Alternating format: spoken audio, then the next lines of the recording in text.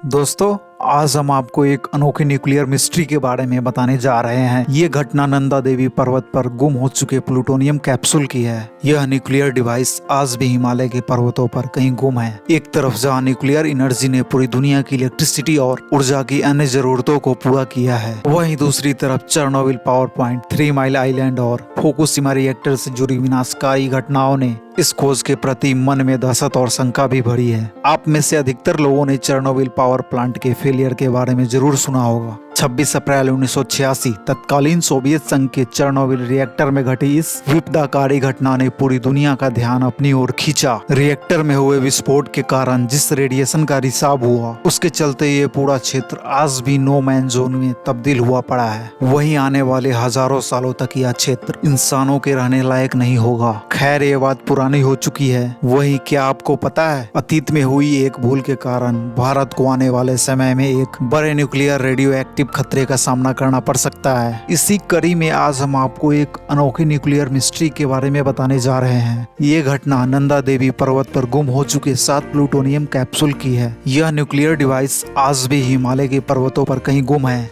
फिलहाल किसी को इस डिवाइस के बारे में कुछ नहीं पता। अगर गलती से भी यह डिवाइस गंगा या हिमालयन रेंज से निकलने वाली दूसरी नदियों के स्रोतों के संपर्क में आता है, तो इससे करोड़ों लोगों की जान पर खतरा आ सकता है। नंदा देवी पर्वत पर गुम हो चुके इस न्यूक्लियर डिवाइस की कहानी की शुरुआत 1960 के दशक में होती है।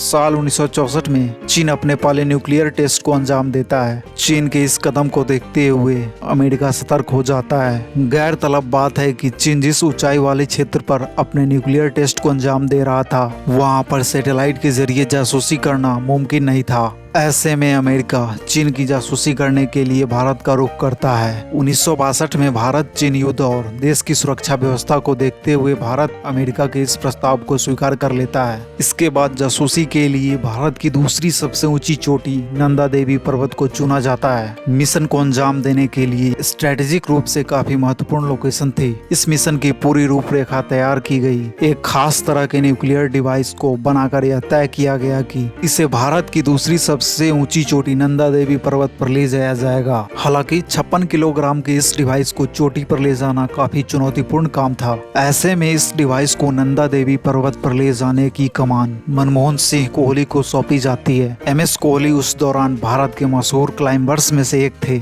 मिशन को अंजाम देने के लिए अमेरिका की CI और भारत के इंटेलिजेंस ब्यूरो के साथ आकर एक स्पेशल टीम को तैयार करती है। इस टीम में दोनों देश के सर्वश्रेष्ठ climbers, intelligence officer, nuclear expert और रेडियो इंजीनियर शामिल होते हैं। साल 1965 में कैप्टन MS कोहली के नेतृत्व में यह टीम 56 किलो के इस न्यूक्लियर डिवाइस को लेकर नंदा देवी पर्वत की चढ़ाई शुरू करती है। इस डिवाइस में लगभग 10 फीट का एक एंटीना, ट्रांसीवर और एक स्नैप जनरेटर था। इसके अलावा इसमें 7 प्लूटोनियम कैप्सूल भी थे। नंदा देवी पर्वत की चढ़ाई करना काफी मुश्किल काम था। पर्वतारोहण के दौरान जब टीम शिखर के नजदीक पहुंची ही थी कि तभी अचानक एक बड़ा बर्फीला तूफान आ गया। मामले की गंभीरता और टीम के लोगों की जान के खतरों को देखते हुए MS कोहली उस न्यूक्लियर डिवाइस को वहीं छोड़कर वापस नीचे उतरने का फैसला करते हैं। इस पर टीम की सहमति भी बन जाती है। स्थिति सामान्य होने लगती है। स्थिति सामान्य होने के बाद साल 1966 में टीम दोबारा उस न्यूक्लियर डिवाइस को लेने के लिए पर्वत पर जाती है। चौंकाने वाली घटना ये हुई कि जिस जगह पर न्यूक्लियर डिवाइस को रखा गया था, वह वहां पर नहीं मिला। इसके बाद डिवाइस को ढूंढने के लिए कई खोजबीन अभियान चलाए गए। पानी के सैंपलों को लेकर उसमें रेडियो एक्टिविटी की भी जाँच की गई। इसके बाद भी न्यूक्लियर डिवाइस के बारे में कुछ खास जानकारी नहीं मिली। आज भी ये न्यूक्लियर डिवाइस हिमालय के पर्वतों पर कहीं गुम है। इस मिशन में जिस प्लूटोनियम PU-238 का इस्तेमाल किया गया था,